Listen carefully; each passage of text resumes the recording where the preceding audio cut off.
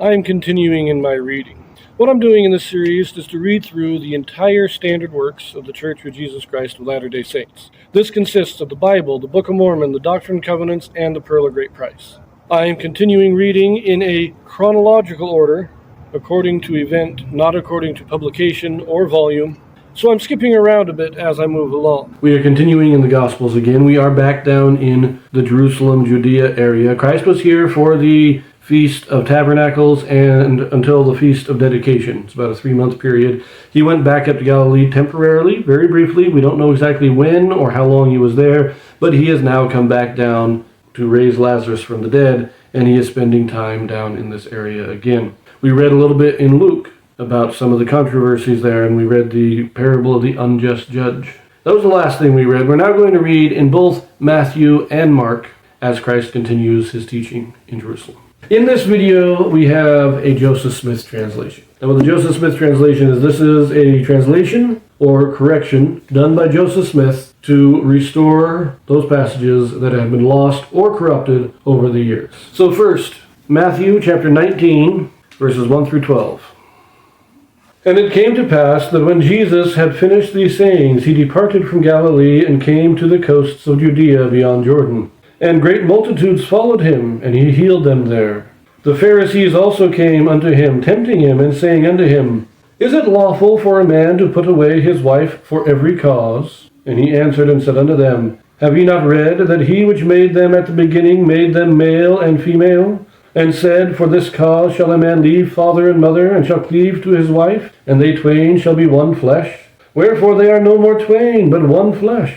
What therefore God hath joined together, let not man put asunder. They say unto him, Why did Moses then command to give a writing of divorcement, and to put her away? He saith unto them, Moses, because of the hardness of your hearts, suffered you to put away your wives, but from the beginning it was not so. And I say unto you, Whosoever shall put away his wife, except it be for fornication, and shall marry another, committeth adultery. And whoso marrieth her which is put away, doth commit adultery. This is the higher law of marriage. And Christ is pointing out here that this is the way it was in the beginning. Adam and Eve were created and they were married in the garden by God. And that's how it was supposed to be from the beginning. They are the first example of marriage. And Adam and Eve never got divorced. Now these guys, these Pharisees, are trying to excuse themselves by referencing Moses, saying, well, you understand that, but Moses said this. And isn't that better than what came before Moses? They're kind of holding Moses up as the greatest example. And Christ is pointing out that the greatest example is the way it started.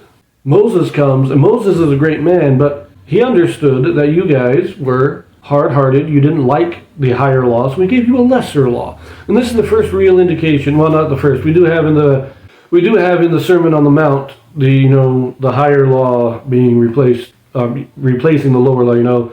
He that is angry at his brother is guilty of murder, not just those who act on it, those kind of things. But Christ here, this is Christ pointing out why the lesser law was given under Moses. Why Moses replaced that higher law with a lesser law. Because remember, when Moses first brought Israel out of Egypt, the plan was to give them the higher law. But they proved incapable of living it, and so they were given the lesser law. And that's what Christ is pointing out here. You guys, your ancestors, you as well as your ancestors, were incapable of living this higher law, but this is how it's supposed to be. In the modern day, we don't really live this higher law either, because divorce is fairly common in the church. It's not as common as in other societies, but in the church, it is still more common than it should be. So we are not living the higher law. We're not living the law of Moses either. We are somewhere in between. So it's like the old conference talk of good, better, and best. The law of Moses was good. What we have today is better, but in the millennium we will have what is best. And that is what Christ is teaching here. Christ is teaching what is best.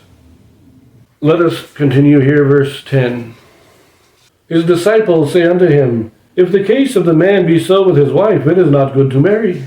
But he said unto them, All men cannot receive this saying, save they to whom it is given. For there were some eunuchs which were so born from their mother's womb, and there are some eunuchs which were made eunuchs of men. And there be eunuchs which have made themselves eunuchs for the kingdom of heaven's sake. He that is able to receive it, let him receive it. So it seems that the disciples are saying, well, if you can't get divorced, then you shouldn't get married. It's too risky to get married if you're stuck with the woman.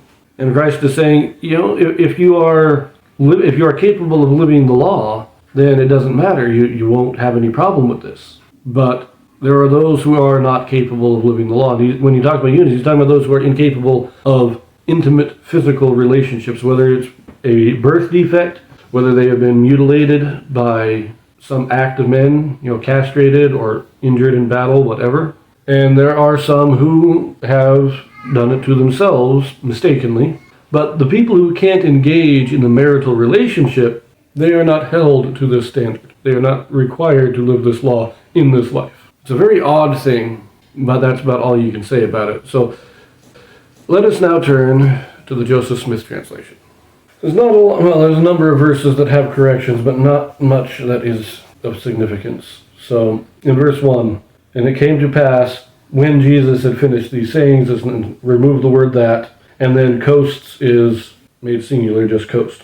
In verse 12, it now reads, and great multitudes followed him, and many believed on him, and he healed them there. So again, clarifying that it is those who have faith that are being healed. Those who don't have faith do not receive the miracle. In verse 3, we simply shift the word came, so it is now the Pharisees came also unto him. Verse 4 has a few changes in that last clause there. Now reads, that he who made man at the beginning made him male and female.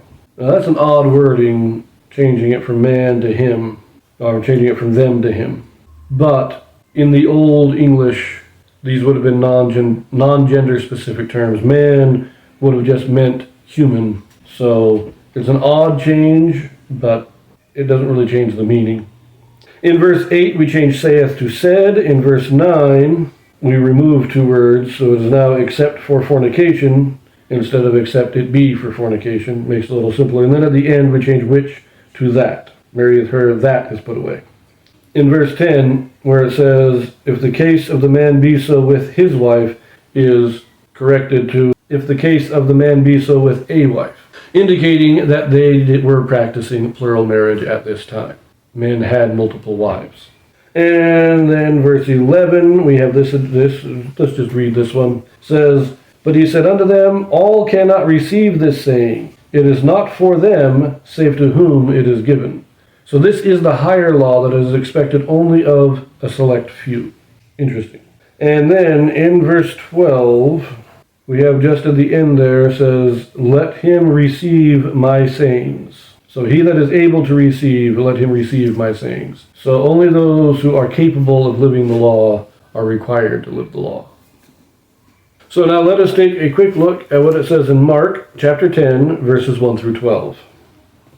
And he arose from thence, and cometh into the coasts of Judea by the far side of Jordan. And the people resort unto him again, and as he was wont, he taught them again. And the Pharisees came to him and asked him, is it lawful for a man to put away his wife? Tempting him. And he answered and said unto them, what did Moses command you?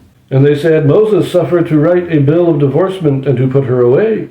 And Jesus answered and said unto them, for the hardness of your heart he wrote you this precept. But from the beginning of creation, God made them male and female. For this cause shall a man leave his father and mother, and cleave to his wife, and they twain shall be one flesh. So then they are no more twain, but one flesh. What therefore God hath joined together, let not man put asunder. And in the house his disciples asked him again of the same matter. And he said unto them, whosoever shall put away his wife, and marry another, committeth adultery against her. And if a woman shall put away her husband, and be married to another, she committeth adultery. Same basic doctrine, presented in a little different way. Now it's, instead of just telling him about how it was in the beginning, he asks them about Moses. So it's a little different there. It's kind of a preemptive questioning to point out that they lack understanding. And then at the end there, the idea of marrying a divorced person being adultery, that is said only to his disciples, not to the Pharisees. I find that interesting, but the basics of the doctrine is still the same. So let us quickly look at the Joseph Smith translation for Mark. In verse 1 at the end there now says, and as he was accustomed to teach, he also taught them again. Just a clarification. In verse 2 at the end there, instead of just saying tempting him, it says, this they said, thinking to tempt him. So again, just a clarification. In verse 5, remove the and at the beginning is just Jesus answered, and then heart is pluralized to hearts. Now in verse 8, twain is corrected to two, and in verse 11, saith is said. So just minor grammatical corrections. So that is it. Very simple, nothing earth-shattering in the Joseph Smith translation, and Mark simply restates what Matthew already said.